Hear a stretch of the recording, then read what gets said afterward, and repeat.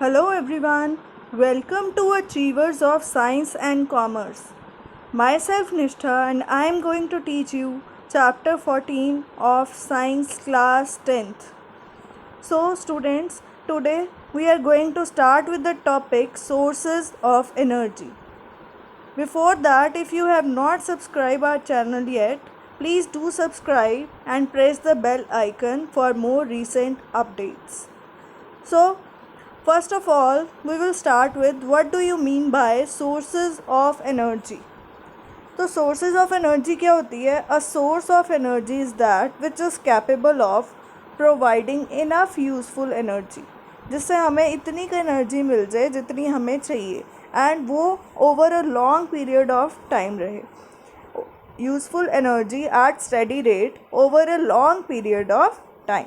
सो इसको हम क्या बोलते हैं? Sources of energy. Next is features of a good source of energy. First features is safe and convenient to use. जो हमारा source of energy होना चाहिए वो safe होना चाहिए, harmful नहीं होना चाहिए और easily usable होना चाहिए. जैसे न्यूक्लियर एनर्जी है, ये सिर्फ और सिर्फ ट्रेंड इंजीनियर्स जो हैं वही यूज़ कर पाते हैं. नॉर्मल पर्सनस हम लोग घरों में इसको यूज़ नहीं कर सकते. So that is not safe and convenient. Second is easy to transport. इसको ट्रांसपोर्ट करना, एक जगह से दूसरी जगह लेके जाना ईजी होना चाहिए. जैसे कोल है, पेट्रोलियम है, एलपीजी है, डीजल है, ये चीज़ें हम इजीली ट्रांसपोर्ट कर सकते हैं. Easy to store. इनको स्टोर करना ईजी रहना चाहिए कि अगर ये ना हो कि इनकी लीकेज हो जाए, बहुत सारे टैंक्स में अगर हम इनको रखें तो इनसे हार्मफुल इफ़ेक्ट्स पड़ें. So these are the features of a good source of energy. Next is characteristics of a good fuel. What are the characteristics? First is high calorific value. Calorific value क्या होती है? हमने छोटी classes में पढ़ी है कि अगर 1 kg हमने फ्यूल बर्न किया है तो उससे सफिशेंट अमाउंट ऑफ एनर्जी हमें मिलनी चाहिए. That is the calorific value. उसकी हाई होनी चाहिए. Less smoke. इन्वायरमेंट को पोल्यूट ना करे, स्मोक लेस प्रोड्यूस करे. Less residue after burning, means उसमें एशेस वगैरह वो इतने ज़्यादा ना निकले. Easy availability. ईज़िली अवेलेबल होना चाहिए, ये नहीं कि बहुत कम है हमारे एनवायरनमेंट में अवेलेबल. इनएक्सपेंसिव. बहुत ज़्यादा एक्सपेंसिव नहीं होना चाहिए. Easy to store and transport. Store और ट्रांसपोर्ट करना easy. These are the characteristics of a good fuel. Now next is classification of sources of energy. जो सोर्सेज ऑफ एनर्जी हैं बेसिकली दो तरह से हम उनको क्लासीफाई कर सकते हैं. First are renewable and second are non-renewable. So we will discuss these sources of energy in detail, what are renewable and what are non-renewable sources of energy. So first we will start with what are renewable sources of energy. These are those sources which are inexhaustible, means वो कभी ख़त्म नहीं होंगे, इतने excess में present है, and can be used to produce energy again and again. बार बार हम उनको यूज़ कर सकते हैं एनर्जी प्रिपेयर करने के लिए. फॉर एग्ज़ाम्पल वाटर से जो हम करते हैं वो हम बार बार प्रिपेयर कर सकते हैं electricity. So these are the types of renewable sources of energy that are inexhaustible. These are available in an unlimited amount in nature. इतने एक्सेस में हमारे नेचर में प्रेजेंट है ताकि हम इनको क्या कर सकते हैं, बार बार यूज़ कर सकते हैं. And develop with in a short period of time. और जल्दी ही दोबारा से, अब पानी अगर ख़त्म होगा तो रेन आएगी, उसको दोबारा से हम क्या कर सकते हैं, पा सकते हैं. Now examples of renewable sources are solar energy जो सन से मिलती है, विंड एनर्जी विंड से मिलने वाली, वाटर एनर्जी जिसको हाइड्रो एनर्जी या हाइडल एनर्जी भी कहा जाता है, जियोथर्मल. जियो means earth, thermal means heat. जो अर्थ के नीचे हीट है मोल्टन रॉक्स के कारण, लावा के कारण, उस हीट को अगर हम यूज़ करें that is also a renewable source of energy. Next is ocean energy. Ocean thermal energy है, ओशन की वेव्स एनर्जी है, टाइडल एनर्जी है. These all are renewable sources of energy. And the last one is biomass energy. अब biomass क्या क्या होते हैं? Firewood, animal dung, biodegradable waste from cities and crop residue constitute biomass. इन सब को अगर हम मिक्स कर दें या इनमें से कुछ चीज़ें ले लें तो वो क्या बना देगा, हमारा बायोमास. अब ये सारी रीन्यूएबल हैं और ये हमें इन्वायरमेंट में इनएग्जॉस्टिबली बहुत सारी क्वांटिटी में पाई जाती हैं और रीन्यू किए जा सकते हैं, दोबारा से ही पाए जा सकते हैं। सो हम इनको डिटेल में पढ़ेंगे। उससे पहले we will start with advantages of renewable sources of energy. What are the various advantages? These sources will last as long as Earth receives light from sun. जब तक सन है अर्थ के पास, अर्थ को लाइट मिल रही है सन से, उतनी देर ये सोर्सेज जो होंगे रहेंगे। Next are these sources are freely available in nature. Nature में हमें पाए जाते हैं, हमें इनको ढूंढना नहीं पड़ता। These are easily available. These sources do not cause any pollution.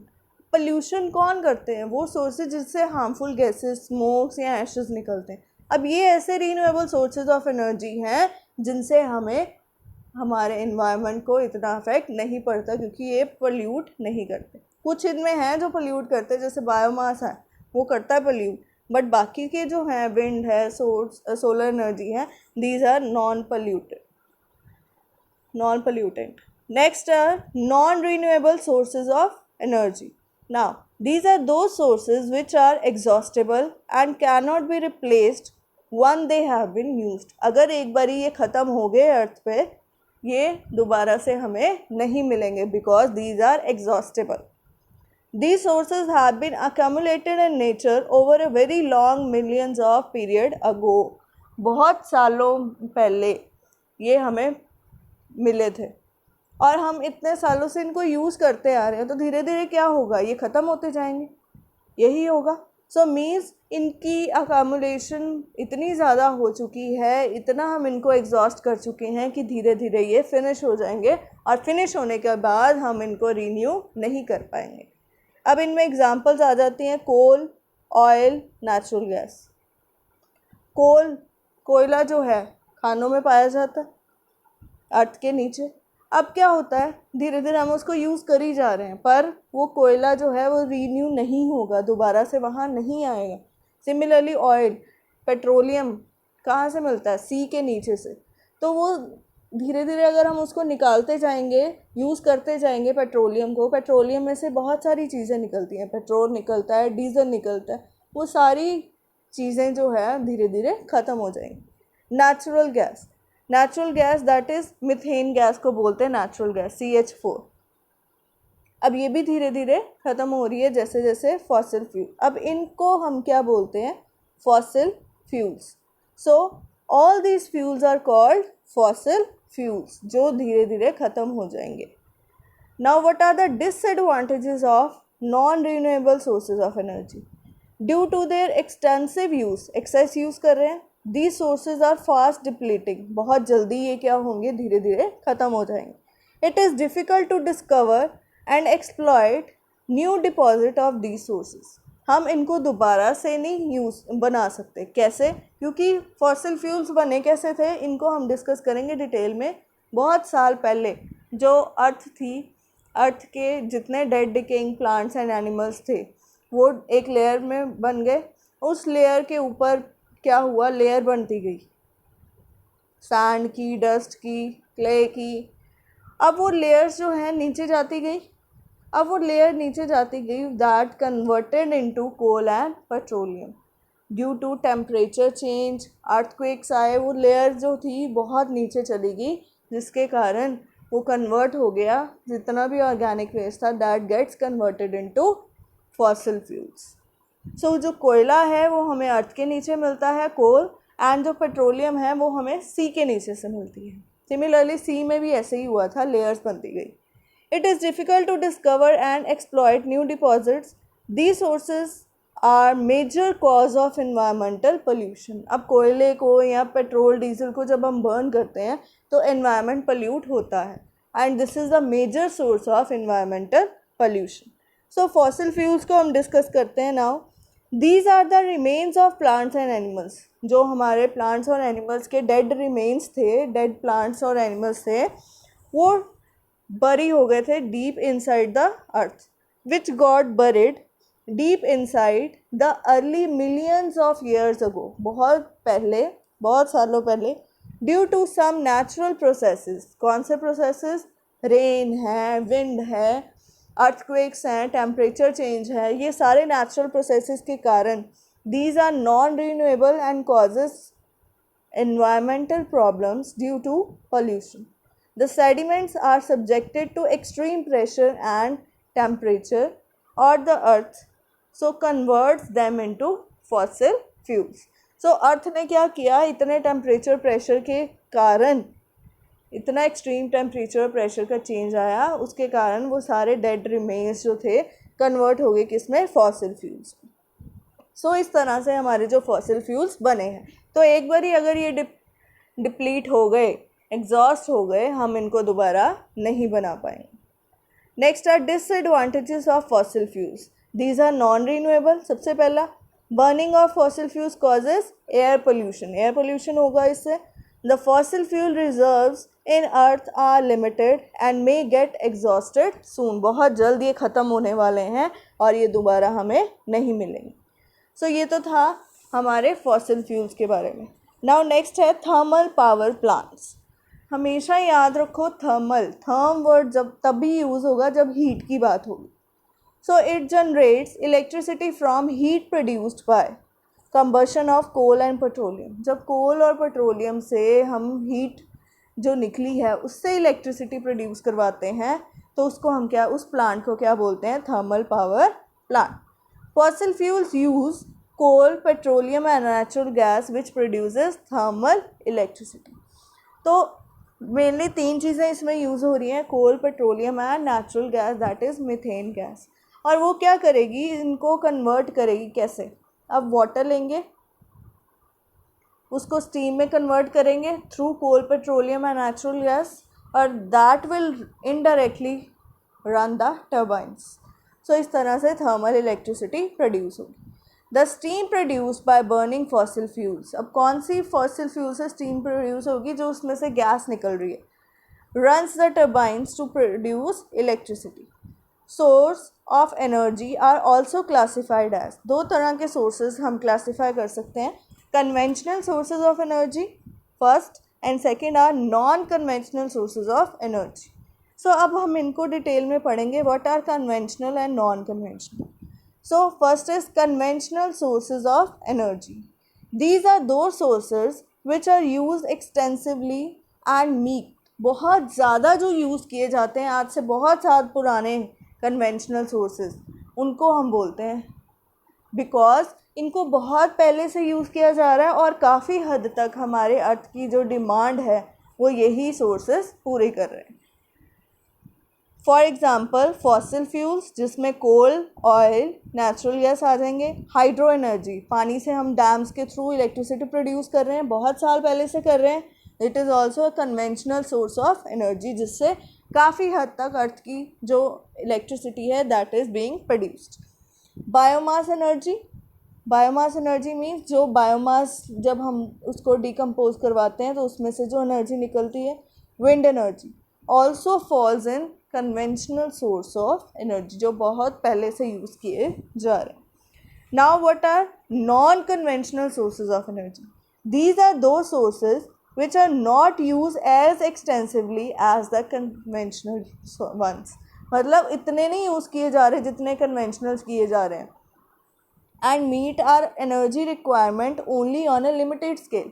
बहुत कम हमारी एनर्जी रिक्वायरमेंट ये मीट कर पा रहे हैं, जैसे सोलर एनर्जी, ओशन एनर्जी। अब ओशन एनर्जी में तीन आ जाती हैं, tidal energy, wave energy and oceanal thermal. ये हम डिस्कस करेंगे इन डिटेल क्या क्या होती है इनमें। नेक्स्ट है geothermal and last one is nuclear energy. So these four sources of energy and non conventional, जिनको बहुत कम यूज़ किया जाता है ऑन अ लिमिटेड स्केल। अब क्यों कम यूज़ किया जाता है, उन कन्वेंशनल सोर्सेज को क्यों ज़्यादा यूज़ किया जाता है, इसके लिए हमें इन सारे एनर्जी सोर्सेज को डिटेल में पढ़ना पड़ेगा कि what are the advantages of using these energy and what are the disadvantages of using this sources of energy. So next is these sources of energy which are performed with the aid of advances in technology to meet our growing energy needs are also called alternative sources of energy. अब क्या हो रहा है, जो हमारे conventional sources हैं जैसे कोल है, पेट्रोलियम है, नेचुरल गैस है, ये तो धीरे धीरे एग्जॉस्ट होते जा रहे हैं। अब अगर हम इन्हीं को साथ इलेक्ट्रिसिटी प्रोड्यूस करेंगे तो क्या होगा, धीरे धीरे ये ख़त्म हो जाएंगे और हमारी एनर्जी डिमांड जो है वो पूरी नहीं हो पाएगी। तो हमारी एनर्जी डिमांड को पूरे करने के लिए हम कौन से सोर्सेज यूज़ करना शुरू हो गए हैं, नॉन कन्वेंशनल सोर्सेज, जिनको हम ऑल्टरनेटिव सोर्सेज ऑफ एनर्जी भी बोलते हैं। नेक्स्ट है रीन्यूएबल सोर्सेज ऑफ एनर्जी। उनको हम डिटेल में पढ़ेंगे कौन कौन से सोर्सेज हैं। First is solar energy. अब सोलर के नाम से पता लग रहा है सोलर रेडिएशंस कौन देता है, sun. The energy produced by the sun in the form of heat and light energy is called solar energy.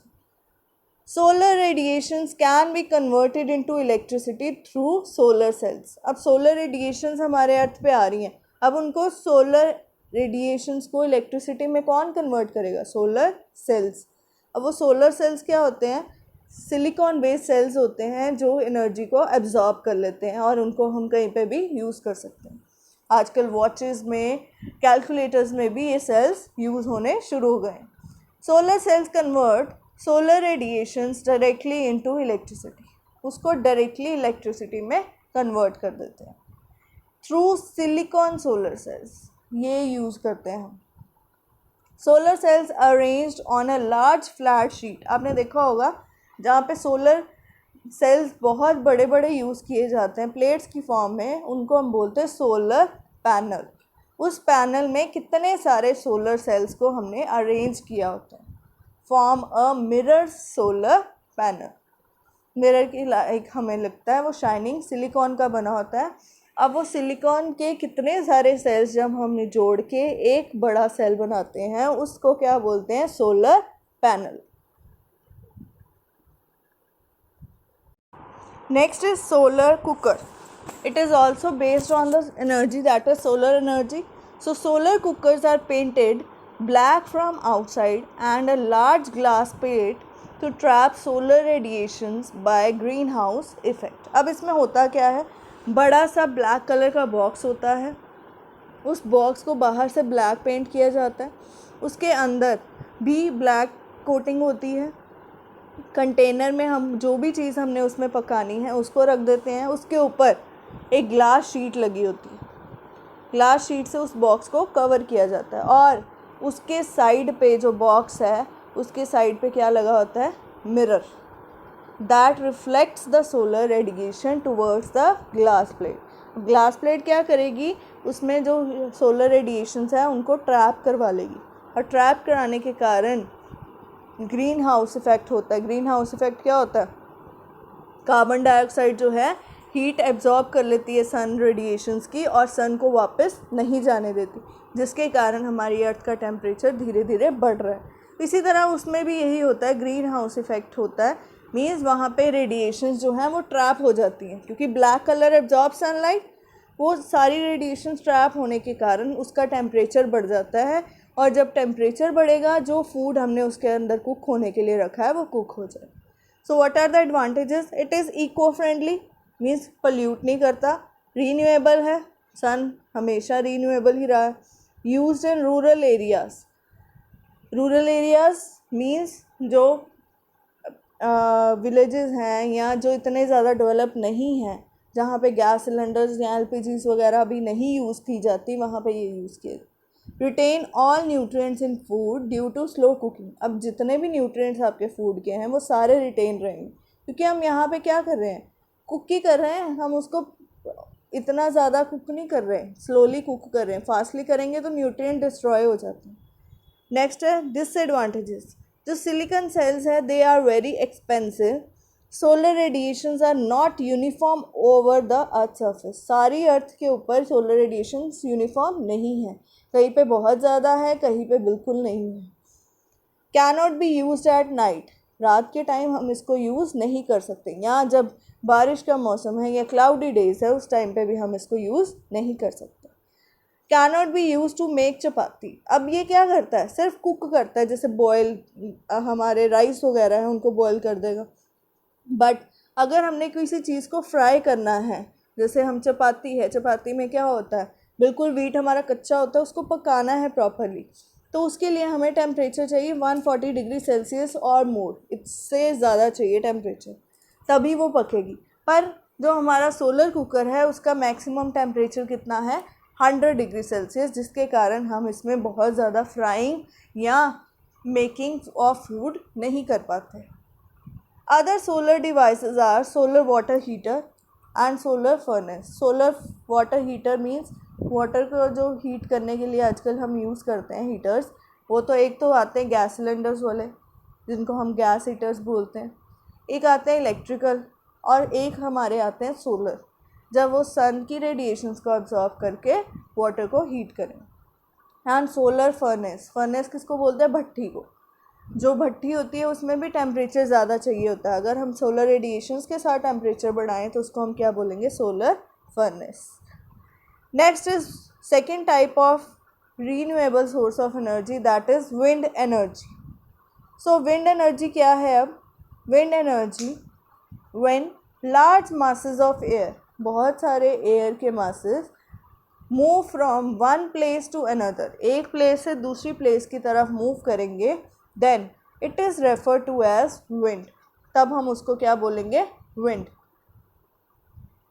During this process kinetic energy gets associated with it which is refer to a wind energy. अब होता क्या है, जब wind एक जगह से दूसरी जगह जाती है उसमें उस टाइम पे कौन सी एनर्जी होती है, काइनेटिक एनर्जी। जब भी कोई चीज़ मूव कर रही है उसमें कौन सी एनर्जी होती है, kinetic energy.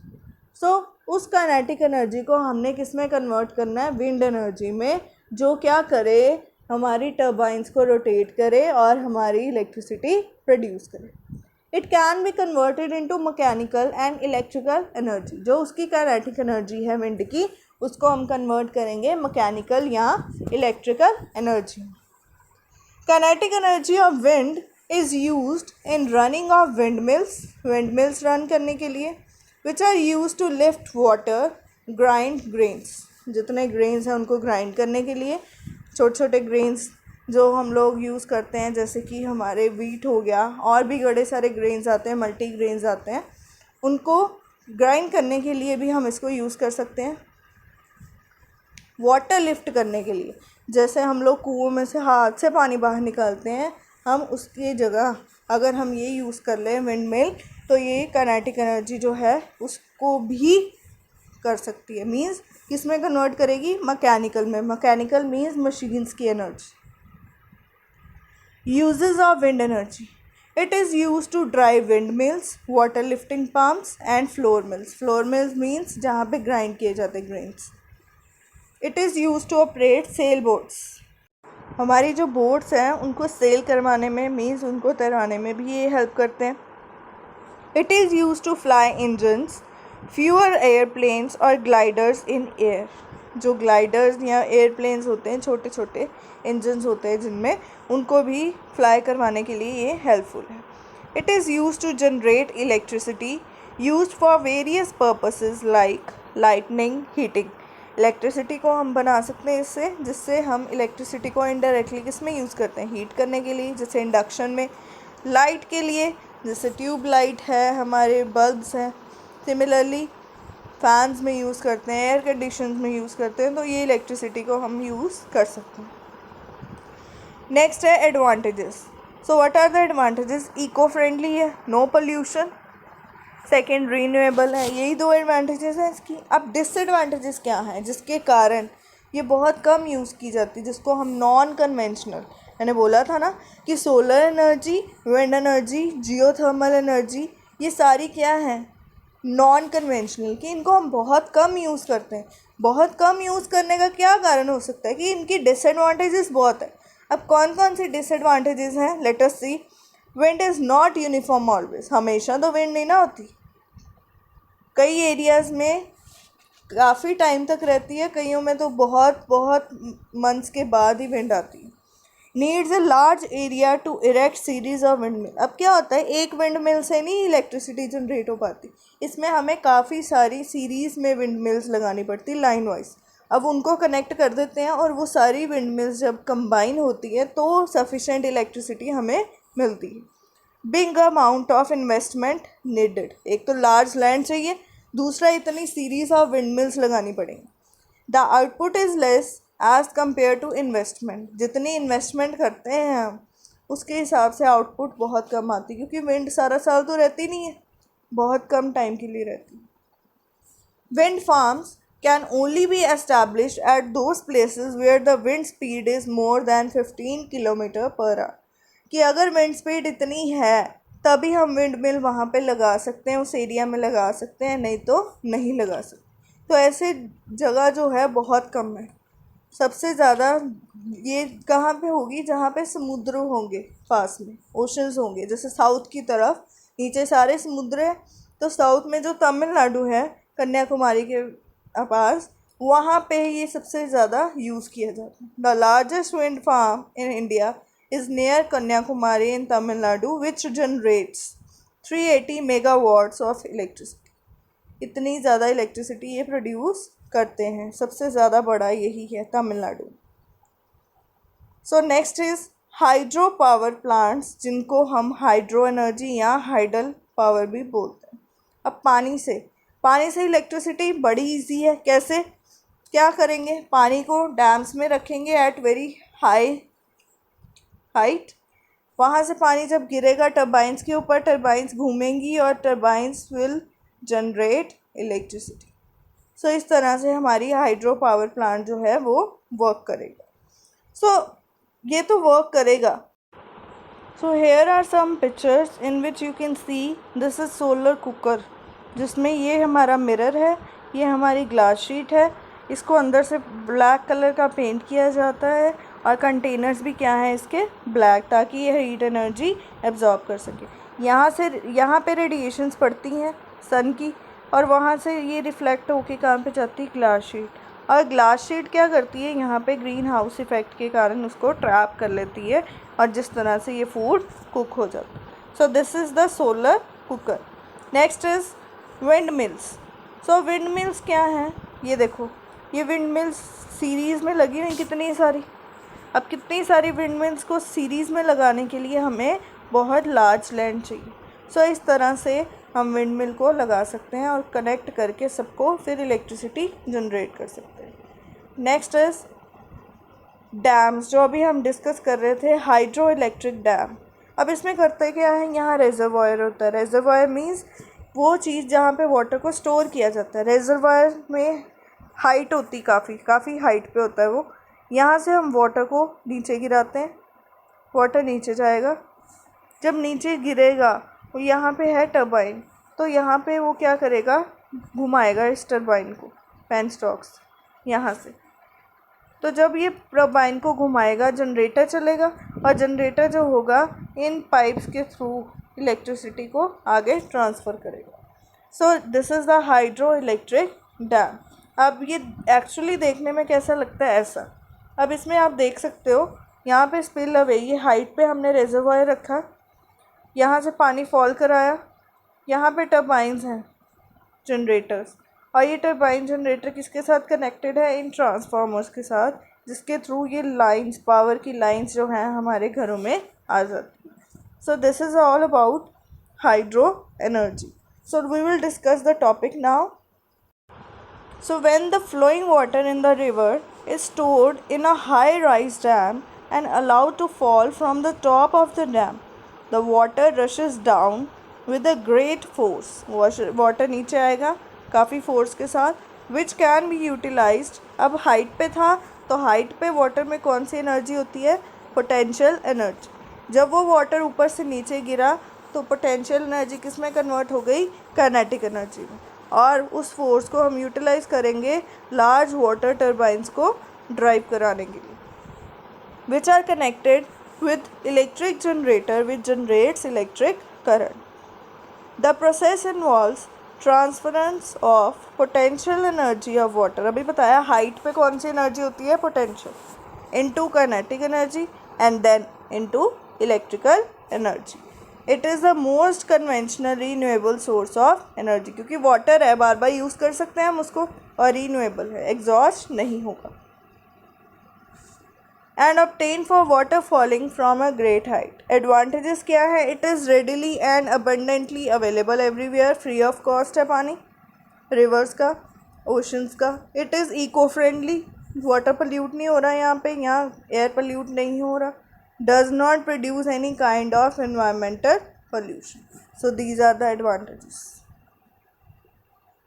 Next advantage is it is renewable source of energy, as water itself is renewable and inexhaustible. Water inexhaustible है, बहुत सारा है हमारे अर्थ पे, पर धीरे पीने वाला पानी कम है, ठीक है. बट वैसे हमारी अर्थ के ऊपर 75% वाटर है, बट पीने वाला पानी जो है वो धीरे धीरे ख़त्म होता जा रहा है. तो बाकी पानी की कोई कमी नहीं है, उसको हम यूज़ कर सकते हैं इलेक्ट्रिसिटी बनाने के लिए. It is a cheap source of energy as it does not involve any costly investment. बहुत ज़्यादा इसके लिए कुछ नहीं चाहिए, तो चीप है. This advantage is highly expensible to construct. हाँ, वाटर तो फ्री ऑफ कॉस्ट है, बट डैम्स को कंस्ट्रक्ट करने में हमें काफ़ी कॉस्ट आती है. Dams can not be constructed on all river side. सारी रिवर्स के ऊपर नहीं हम डैम्स को कंस्ट्रक्ट कर सकते. Large area of human habitation and agriculture fields get submerged. जहाँ पे लोग रहते हैं वहाँ पे डैम्स नहीं बना सकते, तो इसलिए उनको वहाँ से हिलाना पड़ता है, डिस्प्लेस करना पड़ता है. एग्रीकल्चर फील्ड्स, उनको भी वहाँ से हिला के कहीं और ट्रांसफ़र करना पड़ता है, तो जिसके कारण लोगों का काफ़ी नुकसान होता है. People face social and environmental problems. Agricultural land और ह्यूमन हैबिटेशन इस डैम्स की कंस्ट्रक्शन के टाइम पे डिस्टर्ब होती है. Large ecosystem get submerged under water.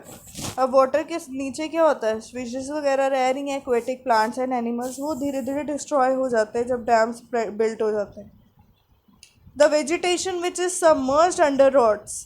पानी के नीचे जो वेजिटेशन होती है under anaerobic condition give rise to large amount of methane. जब उनको ऑक्सीजन प्रॉपर नहीं मिल पाती due to construction of dams, तो वो anaerobic respiration means absence of oxygen में क्या करते हैं, उन वेजिटेशन को किस में कन्वर्ट करते हैं, मीथेन में. और methane is a green house gas that will pollute the environment. तो इनडायरेक्टली ये एनवायरनमेंट पोल्यूट करेगा जैसे जैसे मीथेन गैस प्रोड्यूस होगी.